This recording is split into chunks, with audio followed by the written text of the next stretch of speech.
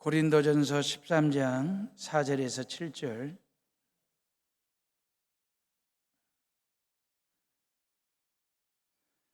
찾았으면 저랑 같이 읽습니다. 사랑은 오래 참고 사랑은 온유하며 시기하지 아니하며 사랑은 자랑하지 아니하며 교만하지 아니하며 무례히 행하지 아니하며 자기의 유익을 구하지 아니하며 성내지 아니하며 악한 것을 생각하지 아니하며 불의를 기뻐하지 아니하며 진리와 함께 기뻐하고 모든 것을 참으며 모든 것을 믿으며 모든 것을 바라며 모든 것을 견디느니라. 아멘. 지난주 어버이 주일에 불의를 기뻐하지 않는 것이 사랑이다. 사랑은 불의를 기뻐하지 않는 것이다. 요 얘기를 했어요. 하나님은 사랑이심과 동시에 의로우신 분이시기 때문에 결코 불의를 기뻐할 수 없다. 하나님을 사랑한다는 사람이 하나님이 싫어하시는 불의를 기뻐할 수 있을까? 이런 논리로 부모님을 사랑한다는 자녀들이 부모님이 싫어하시는 불효를 기뻐할 수 있을까? 효도는 하나님을 기쁘시게 할 뿐만 아니라 부모님도 기쁘시게 하는 일이거든요. 이런 논리로 지난주 어버이 주일 설교를 했는데, 사랑은 나의 불의와 나의 불효를 기뻐하지 않는 거예요. 다른 사람의 불의와 불효도 기뻐하지 않는 것입니다. 내가 기뻐하지 않는다는 말은 어떤 의미냐면, 내가 기뻐하지 아니할 때에 상대방이 나의 말과 행동에 불의함이 있을까? 불효가 있을까? 이걸 한번 점검하고 확인하고 체크하는 시간을 갖는 거예요. 내가 기뻐하지 않으면 왜 저 사람이 기뻐하지 않을지, 왜 저 사람인데 이 말과 행동에 동의하지 않고 지지를 보내지 않는 이유가 뭘까? 그러면서 자기의 말과 행동을 한 번 더 확인 점검하는 거예요. 그러면서 수정해 가는 거거든요. 그렇다면 사랑은 무엇과 기뻐할 수 있느냐 그 말이에요. 사랑은 진리와 함께 기뻐하는 것 그랬어요. 사랑의 정의, 사랑의 덕목 11번째입니다. 진리와 함께 기뻐하는 것. 영어 성경을 보면 사랑과 진리를 의인화했어요. 그러니까 사랑은 진리와 함께 기뻐할 때 함께 기뻐하고, 진리가 기뻐하지 않으면 사랑도 기뻐하지 않는다. 그러니까 기쁨 앞에서 사랑과 진리, 진리와 사랑은 쌍둥이처럼, 짝꿍처럼 말이에요. 같이 크고 같이 자라고 같이 움직이고 같이 더불어. 이게 기쁨 앞에 있는 사랑과 진리의 쌍둥이 같은 그 짝꿍 같은 그걸 의인화, 영어 성경은 그렇게 해놨거든요. 그러니까 사랑은 언제나 진리와 더불어 기뻐하는 것. 그래서 내가 기뻐할 때 그 말이에요. 내가 막 기뻐해요. 그러면 상대방이 확인하는 거지. 내 말과 행동이 옳은가 보다, 진리인가 보다, 바른가 보다. 이걸 깨닫고 깨우치는 과정을 통해서 자신의 삶을 진리 위에 리빌딩을 해요. 그게 진리와 함께 기뻐하는 거예요. 오늘은 5.18 광주 민주화 운동을 기념하는 뜻깊은 날이에요. 주일이면서 박정희 대통령이 사망하고 전두환 군사 쿠데타로 권력을 잡자 군부 독재가 연장이 되잖아요. 그러면서 그 군부 독재에 저항하는 민주화 운동이 전국 각지에서 불릴듯 일어납니다. 그러면서 그때 1980년 5월 18일 날 광주를 계엄군이 완전히 고립을 시킵니다. 외부로부터의 쥐새끼 한 마리 들어오지 못하도록 외부와 단절을 시키고 광주를 고립을 시켜요. 저는 그때 중학교 2학년 때였거든요. 기억이 생생합니다. 막 모내기 할 때잖아요. 제가 자전거를 타고 논을 가는데 왜 무장한 군인들이 검문 검색을 하는 거예요. 바리게이트를 쳐놓고. 이게 뭐지? 무서웠어요, 실은. 무섭기도 하고, 왜 이런 일이, 왜 무장한 군인들이 검문 검색을 할까? 그때는 뭐가 뭔지를 몰랐습니다. 그리고 85년도에 고등학교 졸업을 타고 서울에 가가지고 노동 현장에서 학비를 보려고 2년 동안 일을 했어요. 노가대를. 그러면서 서울 외국어대학 옆에 살았거든요. 이문동에. 그러면서 그때 광주가 이랬구나. 그때 알았어요. 서울 가서. 그리고 87학번으로 광주로 대학을 가가지고 1년 동안 내내 충장로 금남로로 뛰어다니면서 데모만 하다가 군대를 갔습니다. 그날 광주는요, 계엄군에 의해서 철저하게 고립이 됐습니다. 고립을 시켜놓고 가둬놓고 아주 무차별적인 살인극을 벌인 거죠. 언론은 광주에서 일어난 일을 모두 은폐했어요. 그리고 간첩 사건으로 왜곡 보도를 했어요. 5.18 당시 광주를 취재하던 독일 기자 위리겐 힌츠펜터 말입니다. 그 위리겐 힌츠펜터는 목숨을 걸고 광주를 빠져나옵니다. 그 현장을 빠져나와서 본인이 카메라로 찍었던 사진과 그 영상을 보도를 해요. 그래가지고 5.18 민주화 운동이 실상이 전 세계에 알려지는 그런 계기가 됐습니다. 노벨 문학상 수상자인 한강 작가의 말처럼 과거는 현재를 돕고 죽은 자가 산 자를 살린다는 말이 맞습니다. 우리 부모님 세대들 45년 전 얘기 아닙니까? 45년 전 과거의 불의의 무저항으로 맞서 지켜낸 민주화가 지금의 대한민국을 민주공화국으로 만드는 토대가 됐어요. 불의한 군사독재 세력에 맞서 싸우다가 죽으신 선배님들의 죽음이 우리를 지금 산자로 존재하게 한 거예요. 반헌법적, 반민주적 그 불의와 불법에 대해서는 기뻐할 수 없는 DNA가 우리 국민들의 심성에 견고하게 단단하게 자리를 잡고 있어요. 이런 위대한 민족 앞에서 12.3 계엄을 선포해요. 이런 무지와 이런 무례함과 이런 불의함이 어디에서 나온 거냐 그 말이에요. 우리 국민은 진리를 기뻐하는 국민입니다. 민주주의를 지키고자 목숨을 거는 국민들, 시민들입니다. 이 땅에서 말이에요. 불의함을 의로움으로 바로 세워야 우리 자자손손들이 그 말이에요. 행복하게 건강하게 살지 않겠습니까? 우리 부모님 세대가 숙제가 하나 남았어요. 우리 기성세대들이 해야 될 일이 있습니다. 우리 자자손손들이 건강한 민주주의 국가에서 선진화된 사회 시민으로 살아갈 수 있도록 우리 기성세대들이 부모님 세대들이 한 번 더 노력하고 힘써야 될 때가 지금이지 않을까라는 생각 말이에요. 사랑하는 해오름의 식구들이요, 사랑은 진리와 함께 기뻐하는 것이라고 했는데 진리가 뭐냐 그 말이에요. 예수님이 다락방에 12명의 제자들을 모으셨어요. 마지막 교훈을 남기시는 거예요. 제자들과 결별해야 될 때가 됐어. 그래서 고별 설교를 하시는 거잖아요. 그 고별 설교의 핵심 키워드가 뭐냐면, 메시지가 뭐냐면, 내가 곧 길이요 진리요 생명이니 나로 말미암지 않고는 아버지께로 갈 자가 올 자가 없느니라, 이 말씀을 하셨어요. 내가 진리라는 거예요. 12제자들에게.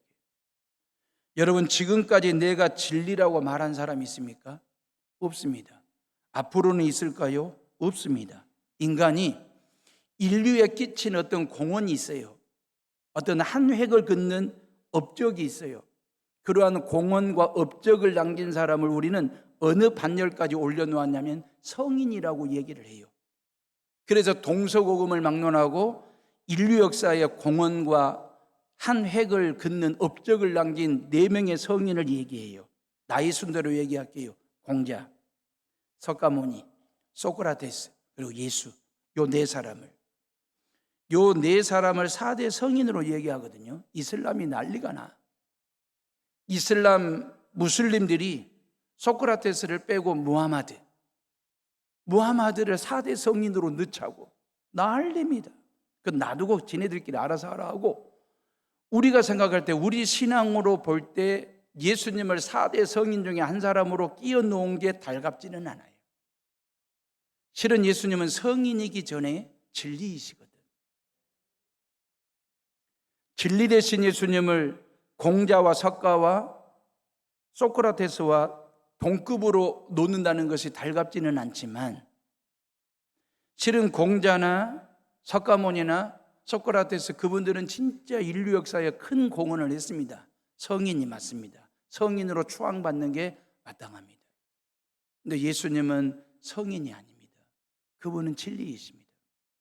공자도 석가모니도 마호멧도 무하마드도 내가 진리라고 말한 사람들이 없어요.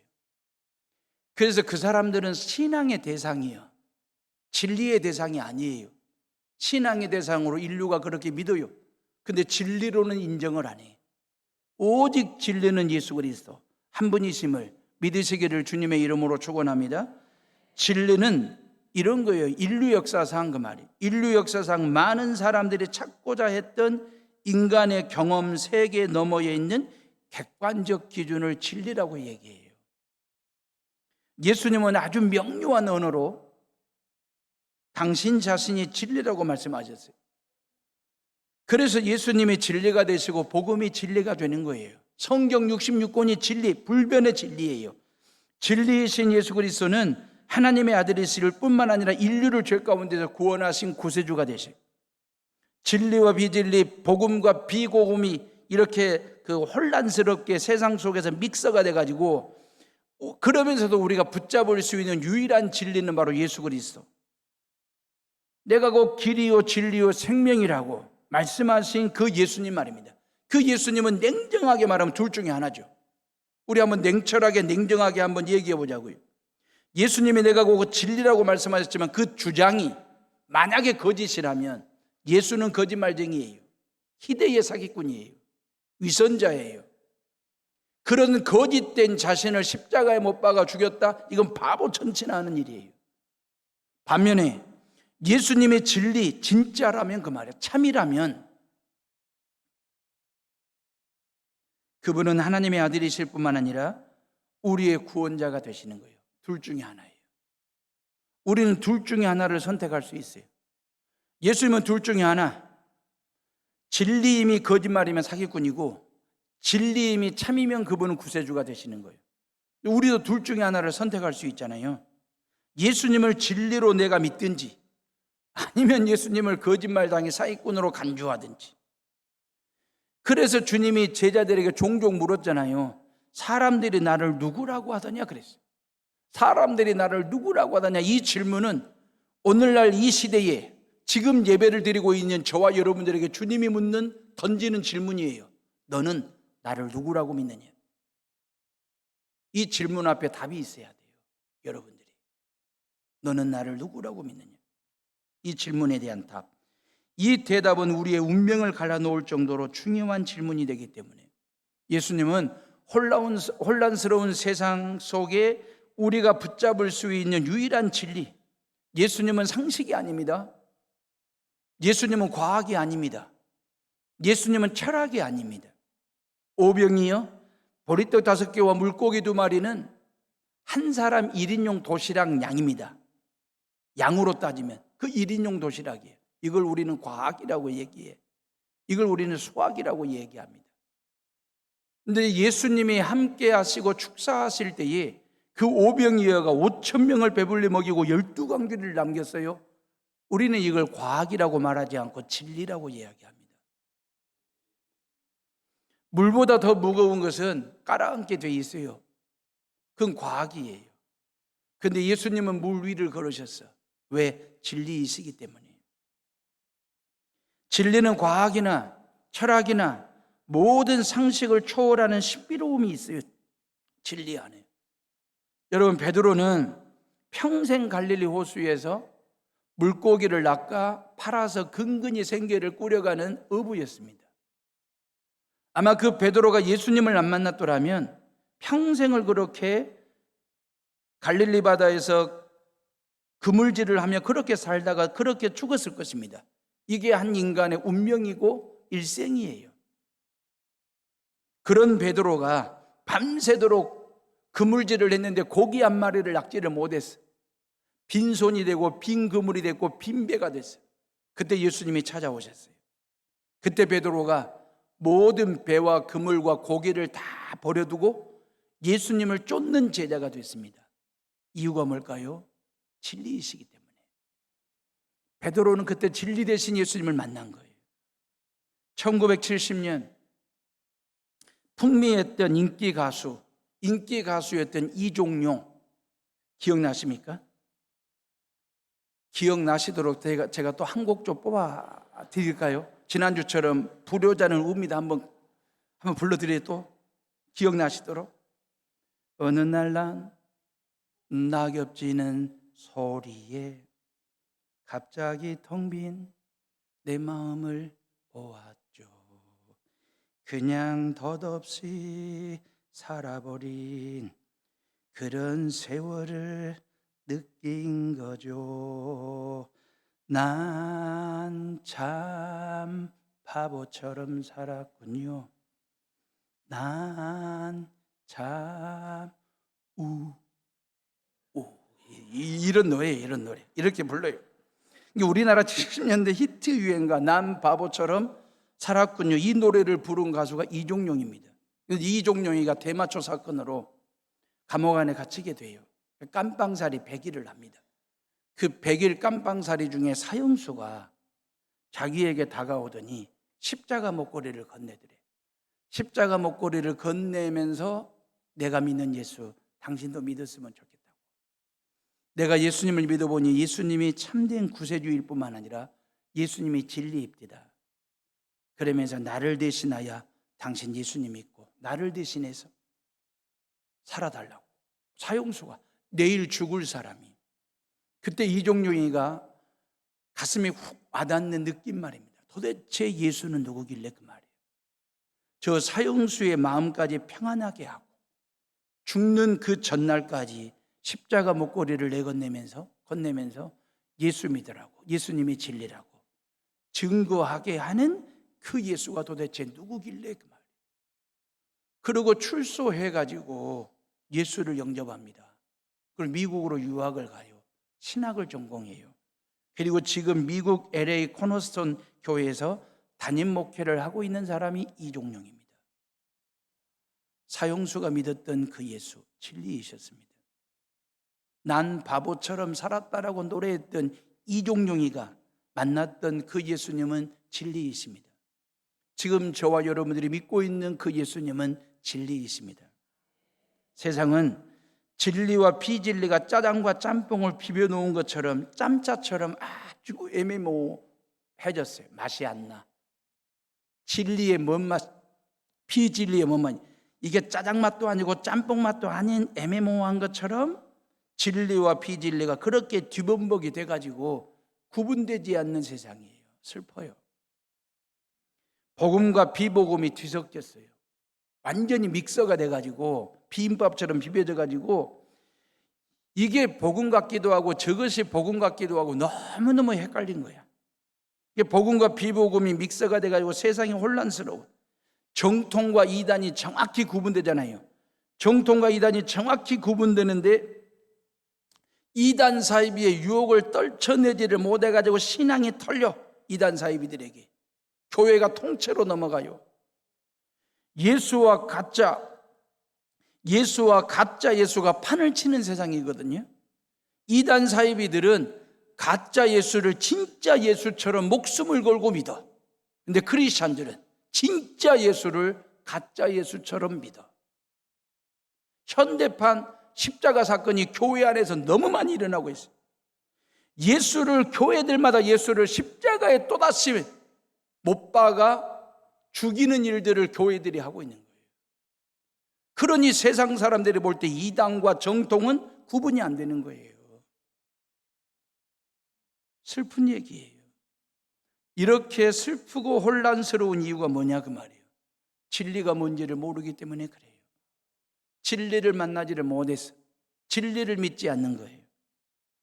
진리 대신 예수님을 만나지 못하다 보니 이렇게 슬픈 우픈 삶을 사는 거예요.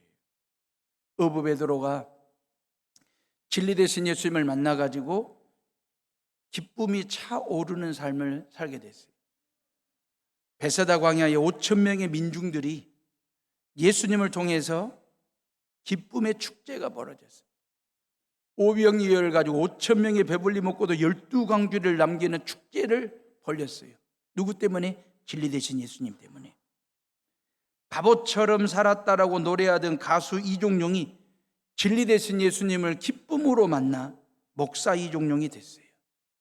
진리와 함께 기뻐하는 것, 예수와 함께 기뻐하는 것, 복음과 함께 기뻐하는 것, 이게 사랑이래요.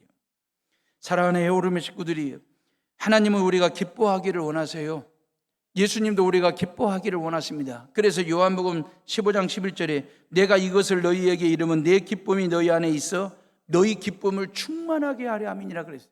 왜 예수님이 우리 안에 들어와 그리고 우리를 당신 안에 들여 보내주신 이유는 뭐냐면 예수님 당신의 기쁨이 우리 안에 충만하게 하도록 하기 위해서. 사도 바울도 데살로니가전서 5장 16절 항상 기뻐하라, 빌립보서 4장 4절 기뻐하라, 주 안에서 항상 기뻐하라, 내가 다시 말하노니 기뻐하라 했어요. 근데 기뻐하라고 하는 말씀은 신구약 성경 66권 창세기 1장부터 요한계시록 22장까지 도도하게 흐르는 하나의 영적인 물줄기와도 같은 거예요. 기뻐하라는. 이 기뻐하라고 하는 이 말씀은 성경 66권에 펄떡펄떡 뛰고 있는 신앙의 맥과도 같은 거예요. 이 맥박말입니다. 기뻐하라고 하는 얘기는. 빌립보서는 기쁨의 서신이거든요. 옥중에서 썼잖아요. 옥중 서신. 근데 기쁨의 서신이에요. 4장밖에 안 돼요. 4장에 있는 절수를 제가 합쳐보니까 104절밖에 안 되더라고요. 근데 104절 중에서 기쁨이라는 명사형이나 동사형을 20번 이상을 씁니다. 반복해서 써요. 104절 중에 20번 이상을 반복적으로. 그래서 좋을 때만 기뻐하라는 것이 아니라 한 번, 두 번 기뻐하는 것이 아니라 끊임없이 기뻐하라. 그러면서 항상 그래요. 항상이라는 단어를 앞에 붙였어요. 부사를 붙였어요. 이유가 뭐예요? 이 항상이라는 말은 어떤 상황, 어떤 여건, 어떤 조건, 누구 앞에서도 그 말입니다. 기뻐할 수 있는 그 기쁨이 누구로부터? 진리 대신 예수님으로부터 나오는 것이기 때문에 그 말이에요. 그래서 우리는 항상 기뻐할 수 있다. 실은 사도 바울은 선한 일, 좋은 일하고 억울한 누명을 쓰고 감옥 안에 갇힌 상태잖아요. 억울할 수 있잖아요. 분통이 터질 일일 수도 있잖아요. 그럼에도 불구하고 사도 바울은 기뻐할 수 있었습니다. 왜요? 몸뚱아리는 감옥 안에 있지만 그의 마음과 영은 어디 안에? 예수 안에 있기 때문에. 예수 안에 있기 때문에 주 안에서 항상 기뻐하라고 말하는 이 고백 말입니다. 그러면 항상 기뻐하라고 하는 말은 무엇으로 인해 기뻐하라는 말씀일까? 하나님께서 주시는 기쁨에 참여하라는 것입니다. 그리고 참 기쁨을 찾으라는 것입니다. 인간이 구할 수 있고 줄 수 있는 기쁨이 있어요. 인간을 통해서 얻을 수 있고 누릴 수 있고 같이 느낄 수 있는 기쁨이 있습니다. 그런데 그것은 순간 기쁨이에요. 그건 잠깐 기쁨이에요. 개그맨이나 코미디언을 통해서 우리를 기쁘게 해주죠, 그들이. 근데 그건 순간적이고도 일시적인 기쁨입니다. 마약은 잠깐의 쾌락을 줄 수 있습니다. 새 차를 샀어요? 잠깐의 기쁨입니다. 주일날 멋지게 값비싼 옷을 입고 예배를 드리는 순간 얼마나 기쁘고 즐겁겠어요. 그런데 앞에 앉아있는 이 집사님의 옷을 보니까 훨씬 비싸 보여. 색상도 좋고 디자인도 훨씬 고급져. 그 순간에 내 안에 있는 기쁨은 사라져요. 왜요? 조건적인 기쁨이거든요. 조건적인 기쁨은 조건이 사라짐과 동시에 기쁨도 사라질 수 있는 거예요. 근데 하나님이 주시는 기쁨은 인간의 내면적인 기쁨입니다. 속 사람이 주는 기쁨입니다. 영원의 기쁨입니다. 이건 일시적인 기쁨이 아니에요. 영원히 마르지 않는, 사라지지 않는 그런 기쁨이에요. 수가성 여인이 우물가에서 예수님 만나가지고 영원히 마르지 않는 샘물을 마시게 되잖아요. 그때 예수님이 요한복음 4장 14절에 내가 주는 물을 먹는 자는 영원히 목마르지 아니하리니 나의 주는 물은 그 속에서 영생하도록 솟아나는 샘물이 되니라 그랬어요. 자, 이런 기쁨은 예수 그리스도 안에서 나오는 기쁨입니다. 그래서 사도 바울이 주 안에서 항상 기뻐하라 그랬죠. 어디서 기뻐하라? 주 안에서. 예수 그리스도 안에 누리는 영적 기쁨 때문에 기뻐한다 그 말이죠. 이러한 영적 기쁨은 내게 어떤 일이 있어서 좋은 일이 있거나 흥할 일이 있거나 길이 열렸거나 답을 찾았거나 복을 얻었거나 그랬을 때 어떤 그것이 가져다주는 기쁨과 쾌락을 말하는 게 아닙니다. 내 주위의 환경이 좋아졌기 때문에 느끼는 기쁨도 아니고요. 내 조건이 이전보다 더 나아졌기 때문에 얻는 기쁨도 아니에요. 환경이나 조건이 달라져서 기쁜 것이 아니라 내가 달라진 거예요. 내가 바뀐 거예요. 예수님이 내 안에 들어오시고 내가 예수 안에 들어와 예수님과 더불어 사는 삶을 통해서 예수의 기쁨이 내 안에 장착이 됐어요. 예수의 기쁨으로 내 삶이 세팅이 됐어요. 그래서 그러다 보니 상황과 여건과 형편과 그 사람이 누구냐에 따라 상관없이, 내 감정과 상관없이 내 마음속에는 퍼올릴 수 있는, 뿜어져 나오는 기쁨이 있다 그 말이에요. 그게 영적인 기쁨, 성령이 주시는 기쁨이에요. 이 기쁨을 여러분들이 마음껏 누리시기를 주님의 이름으로 축원합니다. 신앙생활은 기쁨이에요. 복음이라는 말 자체가 기쁜 소식, 좋은 소식, 헬라어로 유앙겔리온 그러잖아요. 유앙겔리온이라는 말이 좋은 기쁜 소식이다 그 뜻이거든요. 진리 되신 예수님과 함께, 진리 되신 예수님이 기쁨 자체입니다. 기쁨 자체가 되시는 그 예수님을 믿는 자가 기뻐하지 않는다, 이 기적 같은 얘기예요. 어찌 보면 예수 믿는 사람들이 기뻐한다고 할 때 그 기쁨은 막 하루 종일 실실 막 웃고 다니다 그런 뜻이 아니에요. 파한대소하고 막 박장대소하는 그런 웃음을 말하는 게 아닙니다. 세상에는 다양한 기쁨이 있잖아요. 1차원적인 기쁨이 있습니다. 1차원적인 기쁨은 세상이 주는 기쁨인데 작은 것보다는 많아서, 그죠? 작은 것보다는 많아서 낮은 자리에 있는 것보다 높은 자리에 올랐을 때, 덜보다는 더 가졌을 때 기뻐하는 것, 이건 지극히 1차원적이잖아요. 가짜 다이아 반지보다는 진짜 다이아 반지를 끼었을 때 주는 기쁨 말입니다. 이건 1차원적이에요. 좋아서, 잘 돼서, 길이 열렸어, 답을 찾았어, 복을 받았어. 이 기뻐하는 것은, 이건 어느 누구나 예수 믿든 안 믿든 어느 누구나 기뻐할 수 있는 저차원적인 기쁨입니다. 성경은 기쁨을 얘기할 때 두 개 단어를 써요. 하나는 마소스와 하나는 카라라고 하는 단어입니다. 마소스라고 하는 말은 글자 그대로 세상이 주는 기쁨이에요. 그냥 조건적인 기쁨입니다. 돈을 벌어서 기뻐요. 아파트 청약이 당첨이 됐네. 내가 응원하는 야구팀이 어제 1차전, 2차전 더블헤더 다 이겼어. 너무 기뻐. 술을 마셔서 기분이 좋아. 명품 옷을 입어서 기뻐요. 이건 마소스입니다. 세상이 주는 기쁨이에요. 조건이 주는 기쁨이에요. 조건이 사라짐과 동시에 기쁨도 연기처럼 사라질 수도 있는 이례적인 기쁨, 마소스. 근데 이런 기쁨 말고 2차원적인 기쁨이 있잖아요. 카라라고 하는 것. 이건 조건 없이 그 말이에요. 성령을 통해서 하나님이 주시는 기쁨 말입니다. 내 안에 성령이 임재하실 때 주어지는 무조건적인 기쁨. 로마서 14장 17절, 하나님의 나라는 먹는 것과 마시는 것이 아니라 오직 성령 안에서 의와 평강과 희락이라 그랬잖아요. 요 기쁨 말입니다. 성령이 임할 때 임하는 기쁨은 차원이 다른 기쁨입니다. 하나님께서 말씀으로 지으신 세상을 보면서 기뻐할 수 있다. 지금이 딱 그 철이거든요. 5월 실록의 계절에 얼마나 좌우 앞뒤 좌우를 둘러보면 얼마나 세상이 아름다운지 몰라요.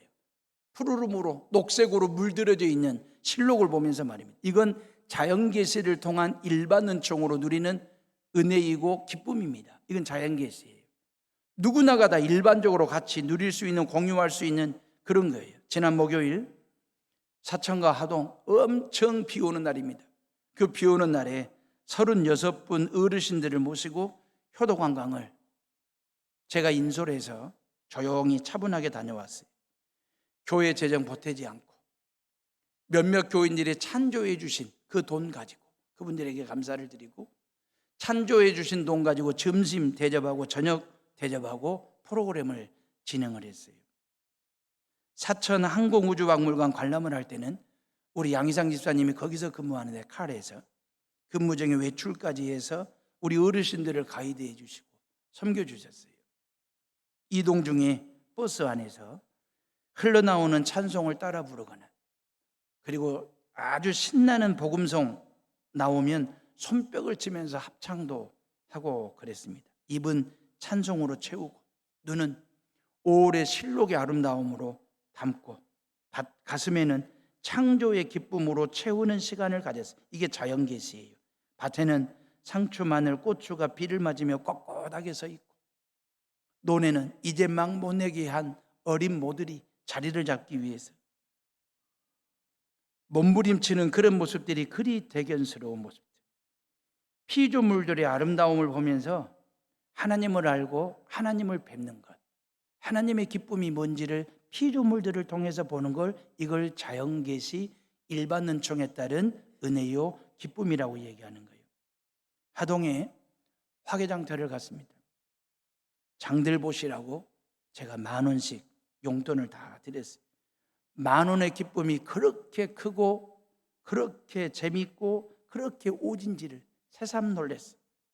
액수는 작아도 기쁨은요 10만 원 그 이상의 기쁨을 누리시는 거예요. 드리는 저도 기뻤고 만면의 미소로 받으시는 어르신들도 기뻤어요. 재미가 주는 기쁨이 있지 않습니까? 10,000원에다가 당신들 돈 보태가지고 장 보시라고 화개장터에 내려드렸어요. 깨도 사고 콩도 사고 산나물도 사오시고 사탕도 사가지고 올라오시고, 제가 확인을 했더니 한 150만 원 정도 화개장터에 쓰고 여수로 출발했어요. 하동에서 여수까지 오는 길에 일일이 마이크 잡고 한마디씩 소감을 이야기하시든지 아니면 노래 한 소절 하시든지 그런 시간을 가졌습니다.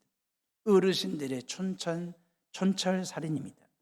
간결하면서도 강력한 의미를 담아낸 표현들 몇 마디만 제가 소개한다면, 내년 효도관광 때도 다 같이 가자, 이 말을 몇몇 분들이 하셨어요.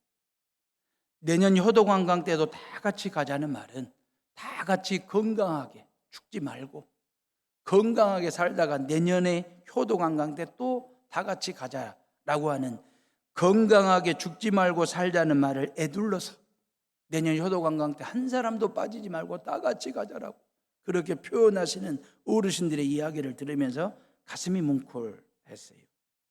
75세 이상 되신 할머니들, 할아버지들만 모시고 왔잖아요. 그 할아버지 13분이 따라가셨어요. 13분 중에 사별하신 분이 4분이 계세요. 싱글 할아버지들이 오신 4분이. 그분들의 공통된 메시지는 그 말이에요. 사별하고 보니 그 말이에요. 아내의 빈자리가 그리 큽디다. 있을 때 잘해주라고. 그 얘기를 다 저를 붙잡고도 얘기하고 마이크 잡고도 얘기하고, 있을 때 잘해주라고. 어떤 남자 집사님은 이번 6월 3일 대통령 선거가 있는데 후보자 중에 어버이날을 1년에 2번 지키겠다고 공약 내놓은 사람이 있으면 그 사람 찍어주자고. 아주 현실적인 얘기를 하신 거예요. 그러니까 이게 어버이날이라도 한두 번씩 더 있어야 자식들도 좀 보고 자식들 찾아오는 그런 상황에 대해서 애둘러서 그렇게 이야기하신 거예요. 어떤 분이 마이크를 잡고 야야야 내 나이가 어때서 이 노래를 쫙 불렀다. 그리고 내 나이가 어때서 사랑하기에 딱 좋은 나이인데, 기도하기에 딱 좋은 나이인데, 전도하기에 딱 좋은 나이인데, 요 노래를 하신 거예요. 그러니까 어르신들이 나이 들어감에 대한 나이 들어감에 대한 어떤 뭐랄까요, 서운함이랄까, 이러한 걸 애둘러서 이 유행가 노래 한 곡으로 노래를 부르실 때에 모든 사람들의 떼창을 불렀어요. 나이 들어가는 것. 이건 자연계시를 통한 일반 은총이에요. 기쁨. 그럼 우리는 뭐냐 그 말이에요. 내가 뭐라고 그 말이에요. 내가 뭐라고 하나님 아버지는 당신의 아들 예수의 피를 나에게 뿌려줬을까? 내가 뭐라고? 내가 하나님 앞에서 한 게 뭔데? 하나님 앞에 마음 들 것, 마음 쏙 들게 한 것도 없고, 하나님 앞에서 늘 어긋장 내고 어긋난 삶을 산 나에게 내가 뭐이 그리 사랑스러워서, 내가 뭐이 그리 필요하셔서 나에게 당신 아들 예수의 피를 뿌려 예수의 피값을 매겨줬을까? 내가 뭔데? 이걸 생각하면 하나님의 전적인 은혜입니다. 이걸 우리는 신학적으로 특별 은총이라고 얘기해요. 특별 은총을 통해서 얻는 은혜와 기쁨 말이에요. 우리에게는 이것까지 있어요. 예수 안 믿는 사람들은 자연계시를 통한 일반 은총밖에 없습니다. 우리에게는 요 은총까지 있어요. 사랑하는 에오름의 식구들이요, 기쁨의 근원은 하나님이세요. 이 세상에서 제일 가장 먼저 기뻐하신 분이 누구였을까요? 하나님이셨지. 하나님께서 말씀으로 모든 피조물들을 만드실 때 만들어 놓고 뭐라고 얘기하셨냐면 하나님 보시기에 좋았다라 그랬어요. 이게 영어 성경에 보니까 good 그리 돼 있어요. 그러니까 하늘의 해와 달과 별들을 걸어 놓으시고 하나님 보시기에 좋았더라 그러신 거예요. 땅의 모든 동물과 식물들을 만들어 놓으시고 그 피조물들을 보시면서 하나님이 good 그러신 거예요. 너무너무 좋은 거예요. 이 good이라고 하는 말은 우리말로 표현하면 잘했어, 좋았어, 너무너무 기뻐 그런 뜻이에요. 이런 하나님이 마지막에 저와 여러분들 인간을 하나님의 형상대로 지어놓고 하나님의 형상대로 만들어 놓은 다음에 베리베리 꼭 그러셨어요. 매우 매우 너무너무 좋아, 기쁘다 그런 표현을 하신 것이거든요.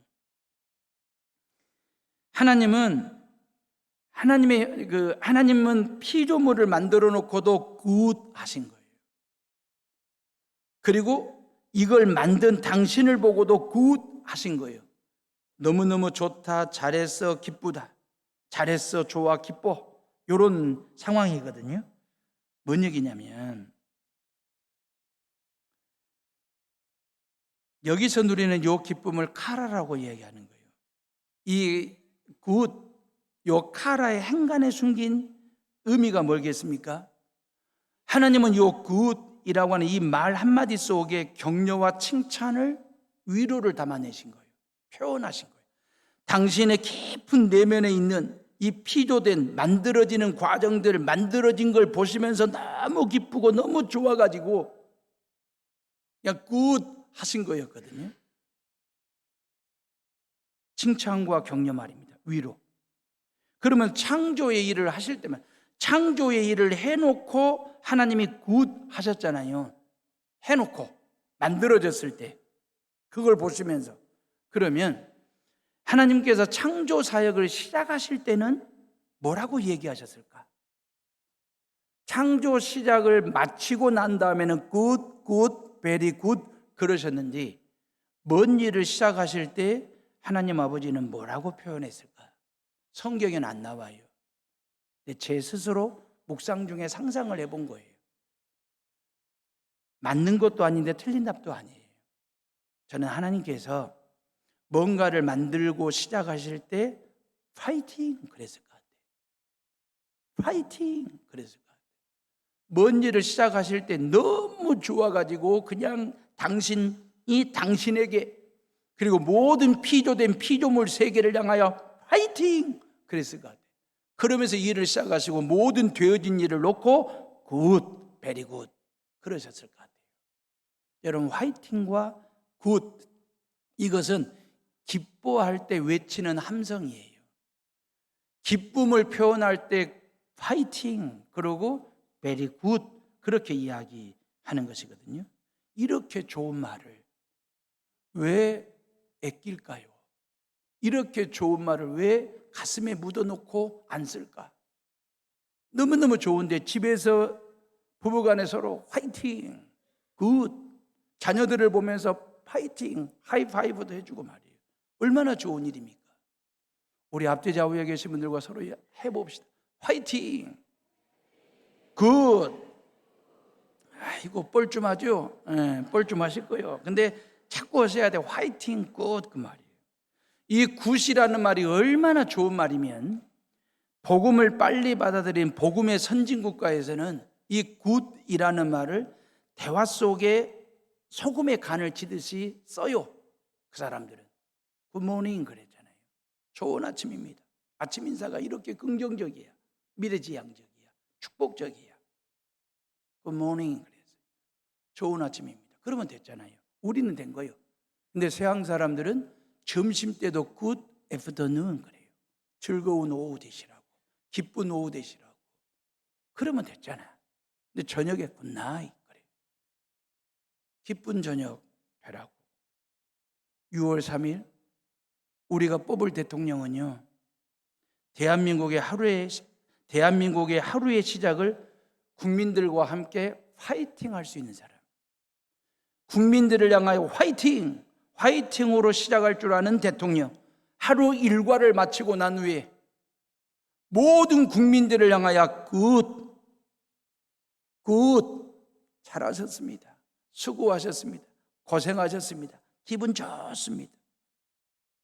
이걸로 위로하고 격려하고 칭찬할 줄 아는 그런 넉넉한 마음가짐, 포근한 마음을 가지고 있는 대인배 기질을 가지고 있는, 그래서 모든 국민들을 향하여 분노하고 격노하고 대노하는 지도자가 아니라 파이팅! 굿! 이걸 해줄 수 있는 그런 지도자, 그런 지도자를 뽑는 것 잘 봐보세요. 있어요. 잘 뽑으시면 돼요. 기도하겠습니다.